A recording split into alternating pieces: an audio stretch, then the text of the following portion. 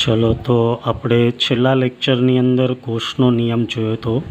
ગોસના નિયમની અંદર આપણે કીધું હતું કે કોઈ પણ બંધ સપાટી સાથે સંકળાયેલ વિદ્યુત ફ્લક્સ એટલે કે ફાઈ એ પૃષ્ઠ વડે ઘેરાતા કુલ વિદ્યુત ભાર એટલે કે ક્યુ અને એપ્સિલોન 0 એટલે કે શૂન્યાવકાશની પરમિટિવિટીના ગુણોત્તર જેટલું હોય છે. આ નિયમના ઉપયોગોની વાત કરીએ તો આપણે અહીંયા 3 ઉપયોગો જોવાના છે, જેમાં પહેલો ઉપયોગ છે અનંત લંબાઈના સુરેખ વિદ્યુત ભારિત તારને લીધે ક્ષેત્ર. જો આજ આપણે કુલમના નિયમની મદદથી શોધવા જઈએ તો થોડું લાંબુ થઈ જાય, પણ ગોસના નિયમનો ઉપયોગ કરીને આપણે સહેલાઈથી શોધી શકીએ. કેવી રીતે? તો આપણે પહેલાં સમજીએ કે ચલો આ કોઈ અનંત લંબાઈનો તાર છે, જેની અંદર તમે જોઈ શકો વિદ્યુત ભારનું વિતરણ કેવું છે, નિયમિત. અહીંયા આપણે ધન વિદ્યુત ભાર લીધો, આની જગ્યાએ ઋણ વિદ્યુત ભાર પણ લઈ શકાય. જો ધન હોય તો વિદ્યુત ક્ષેત્ર બહાર જતી દિશામાં અને ઋણ હોય તો અંદર જતી દિશામાં. આ રીતના એમની દિશામાં ફરક પડશે, બરાબર છે. તો આપણે અહીંયા કોઈ એક અનંત વિદ્યુત ભારિત તાર લીધો છે. તો આપણે કીધું હતું કે ભાઈ કોઈ પણ અનંત લંબાઈ હોય તો એના વડે ઉદ્ભવતું ક્ષેત્ર શોધવા માટે આપણે રેખીય વિદ્યુત ભાર ઘનતા લેમ્બડા વ્યાખ્યાયિત કરી હતી. શા માટે? તો કે એનો કોઈ એક નાનો ખંડ લઈ અને એના પરનો વિદ્યુત ભાર શોધી એના વડે ઉદ્ભવતું વિદ્યુત ક્ષેત્ર મેળવી અને આપણે શું કરી શકીએ તો કે દરેક ખંડ વડે ઉદ્ભવતા વિદ્યુત ક્ષેત્રનો સરવાળો કરી કુલ વિદ્યુત ક્ષેત્ર મેળવી શકીએ, બરાબર. તો અહીંયા એ જ રીતના આ કોઈ અનંત લંબાઈનો તાર છે જેના ઉપરની રેખીય વિદ્યુત ભાર ઘનતા લેમ્બડા છે. તો આ તારથી આર અંતરે આવેલા કોઈ બિંદુ પી પાસે વિદ્યુત ક્ષેત્ર શોધવું હોય તો તારથી પી અંતરે આવેલા દરેક બિંદુઓ જેમ કે P1, P', P', P2 આ બધી જ જગ્યાએ વિદ્યુત ક્ષેત્રનું મૂલ્ય કેવું હશે? સમાન. કેમ? કારણ કે તાર પરનો વિદ્યુત ભાર ક્યુ બધા માટે સમાન હોય, દરેકથી અંતર આર સમાન હોય, તો E બરાબર કે ક્યુ અપોન R² પ્રમાણે E સમાન થશે, બરાબર ને. બીજું દિશા, તો કે E એ સદિશ રાશિ છે. આથી જો આપણે આના કોઈ પણ બિંદુ આગળ એમની દિશા લઈશું તો એ ત્રિજ્યાવર્તી બહારની દિશામાં હશે. ધન હોય તો બહાર, ઋણ હોય તો અંદર. કેવી રીતે? તો કે દેખો આપણે આ બિંદુ P પાસે લઈએ તો અહીંયા કોઈ એક નાનો ખંડ લઈ લે DS1, અહીંયા કોઈ બીજો ખંડ લઈ લે DS2. DS1 વડે અહીંયા ઉદ્ભવતું વિદ્યુત ક્ષેત્ર જેને આપણે નામ આપી દઈએ E1. એવી જ રીતના આના વડે અહીંયા ઉદ્ભવતું વિદ્યુત ક્ષેત્ર જેને નામ આપી દઈએ E2. તો આપણે ભણી ગયા છીએ સહબાચના નિયમ પ્રમાણે સામાન્ય બિંદુમાંથી દોરેલો વિકર્ણ જે પરિણામી સદિશ E થશે, બરાબર. આવું કોઈ પણ બિંદુ લઈ શકો તમે. અહીંયા પણ કોઈ ખંડ લઈ લો, અહીંયા ખંડ લઈ લો. આ બધા વડે અહીંયા ઉદ્ભવતા વિદ્યુત ક્ષેત્ર લેશો તો દરેકની દિશા છે એ ત્રિજ્યાવર્તી હશે. તો દેખો મૂલ્ય સમાન, દરેક બિંદુએ એનું મૂલ્ય સમાન અને દિશા ત્રિજ્યાવર્તી છે. આથી આપણે આ સમિતિ વિતરણ દર્શાવે છે એમ કહી શકીએ. અને સમિતિ વિતરણ દર્શાવતા હોય તો ગોસનો નિયમ લાગુ પાડી શકાય. તેથી આપણે અહીંયા ગોસનો નિયમ લાગુ પાડવો છે. તો ગોસના નિયમ માટેની શરત એ છે કે આપેલું પૃષ્ઠ છે એ કેવું હોવું જોઈએ? બંધ પૃષ્ઠ હોવું જોઈએ, બરાબર. ચલો તો આપણે કોઈ એક બંધ પૃષ્ઠ લેવાનું થશે. તો ફર્સ્ટ આપણે પોઈન્ટ લખતા જઈએ. જુઓ IMP થિયરી છે, 3 માર્ક્સમાં પૂછે તો કેવી રીતે લખવાનું? તો કે ફર્સ્ટ આકૃતિમાં દર્શાવ્યા મુજબ લેમ્બડા જેટલી રેખીય વિદ્યુત ભાર ઘનતા ધરાવતા અનંત લંબાઈનો કોઈ એક તાર ધ્યાનમાં લો. તો દેખો આ લેમ્બડા જેટલી રેખીય વિદ્યુત ભાર ઘનતા ધરાવતો અનંત લંબાઈનો સુરેખ તાર છે, બરાબર છે.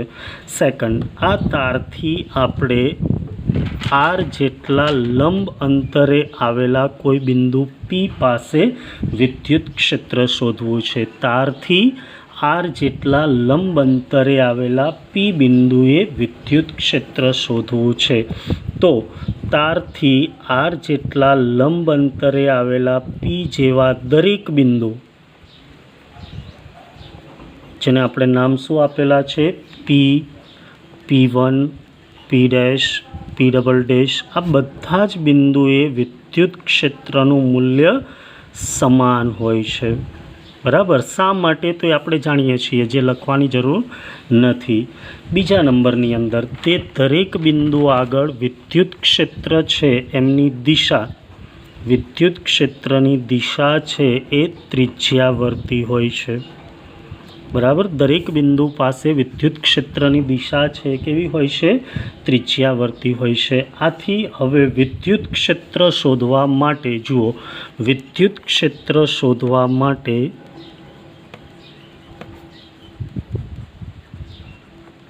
આકૃતિ બીમાં દર્શાવ્યા મુજબ જુઓ, આકૃતિ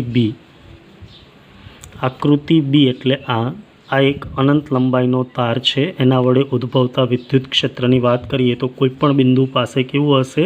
ત્રિજ્યાવર્તી. તો આનાથી આર અંતરે આવેલા દરેક આ બિંદુએ વિદ્યુત ક્ષેત્ર સમાન હશે. એવી જ રીતના આર અંતરે આવેલા બિંદુએ પણ વિદ્યુત ક્ષેત્ર સમાન હશે.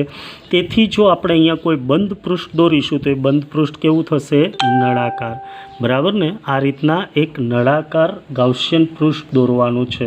તો વિદ્યુત ક્ષેત્ર શોધવા માટે આર ત્રિજ્યા અને એલ લંબાઈનું ગાઉસિયન પૃષ્ઠ દોરતા જુઓ, જ્યાં સુધી આપણે ગાઉસિયન પૃષ્ઠ ના દોરીએ ત્યાં સુધી ગૌસનો નિયમ વાપરી શકાય નહીં. હવે ગૌસિયન પૃષ્ઠ દોરી દીધું છે, દેખો એની લંબાઈ એલ છે અને એની ત્રિજ્યા આર છે. તો હવે આપણે ગૌસનો નિયમ વાપરી શકીએ.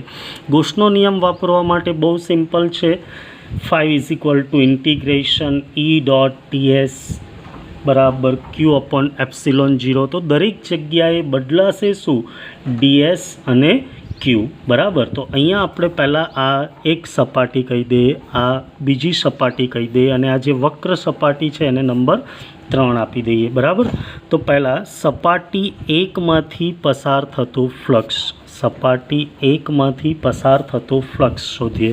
તો દેખો, ફ્લક્સનું જે વ્યાખ્યા છે એ પ્રમાણે આપણે સૂત્ર લખ્યું હતું 5(1) કહી દઈએ ઇન્ટિગ્રેશન E.ds અથવા તો E.ds cos થીટા. બરાબર.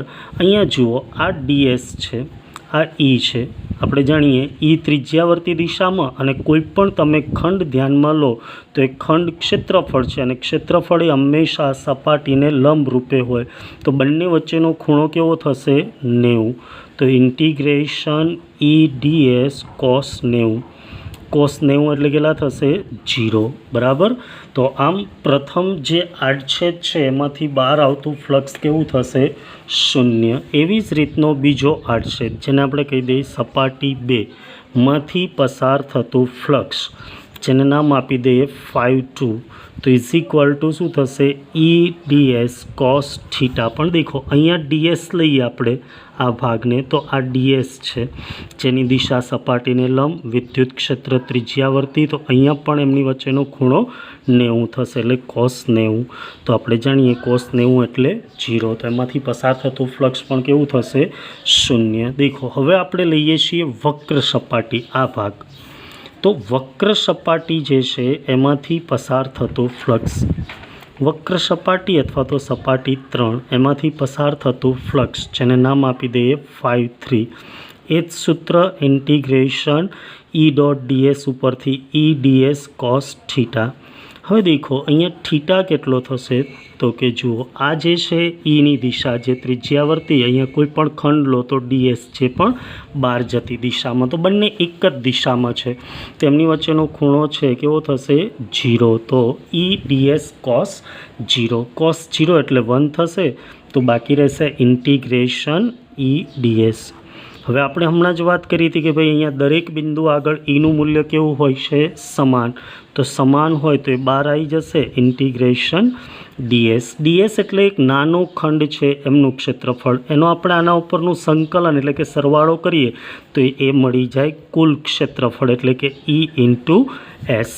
દેખો, E જે આપણે શોધવા છે, S એટલે નળાકાર, નળાકારનું ક્ષેત્રફળ. હવે નળાકારનું ક્ષેત્રફળ આપણને આવડે છે 2πr(h), પણ અહીંયા hની જગ્યાએ l છે, તો શું આવશે? 2πr(l). બરાબર. તેથી હવે આપણે લેવાનું હોય છે કુલ ફ્લક્સ, કારણ કે આપણે ગોસના નિયમમાં કીધું છે કોઈપણ બંધ પૃષ્ઠ સાથે સંકળાયેલું કુલ વિદ્યુત ફ્લક્સ. તો કુલ ફ્લક્સ એટલે આ ત્રણેયનો સરવાળો થશે. 5 ઇઝ ઇક્વલ ટુ શું થશે? 5-1 પ્લસ 5-2 પ્લસ 5-3.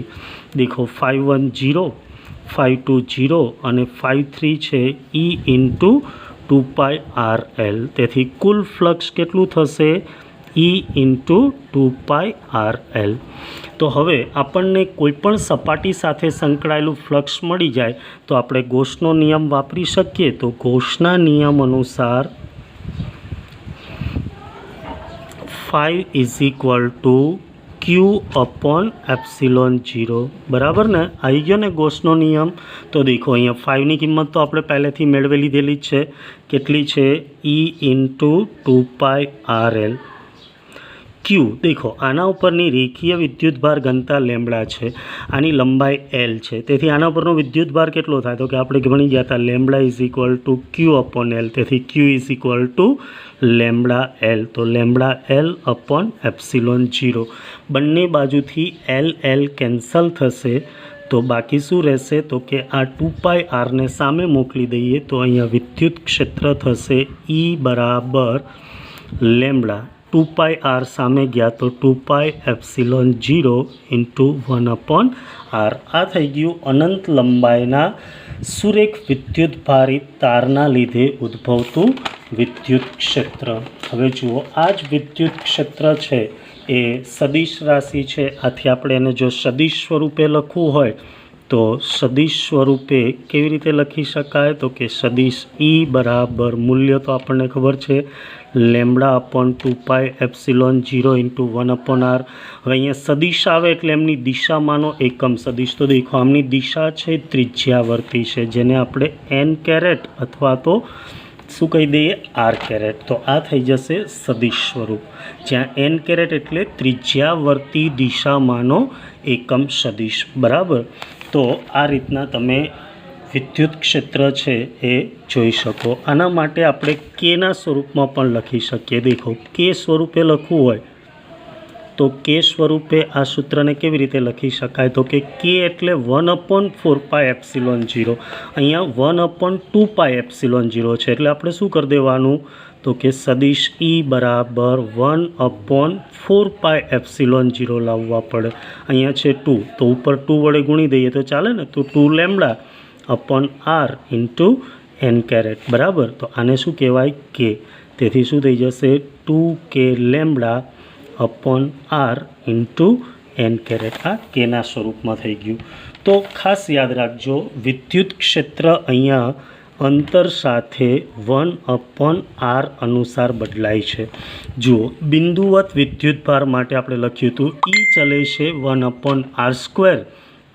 ડાયપોલ વડે ઉદ્ભવતા વિદ્યુત ક્ષેત્રમાં લખ્યું હતું E ચલે છે 1/R³ અને અહીંયા લખ્યું છે E ચલે છે 1/R. તો આવો કોઈ પણ તમને MCQ પૂછી શકે, ખાસ યાદ રાખજો.